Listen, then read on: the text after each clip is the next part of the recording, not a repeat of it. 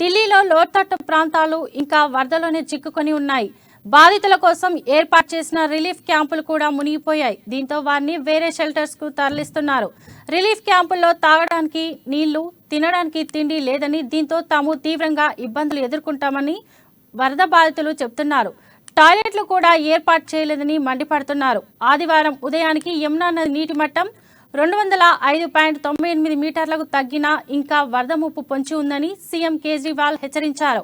శనివారం అర్ధరాత్రి కురిసిన వర్షానికి ఢిల్లీలోని చాలా వీధుల్లో నీటి మట్టం మళ్లీ పెరిగింది. ఓల్డ్ ఢిల్లీలోని యమునా బజార్ ఏరియాలో ఏర్పాటు చేసిన రిలీఫ్ క్యాంపులన్నీ నీటి మునగడంతో వరద బాధితులను అక్కడి నుంచి సేఫ్ ప్లేస్ కి తరలించారు. ప్రభుత్వం ఏర్పాటు చేసిన 2,700 టెంట్లలో 27,000 మంది ఉన్నట్లు రిజిస్ట్రేషన్ చేశారు.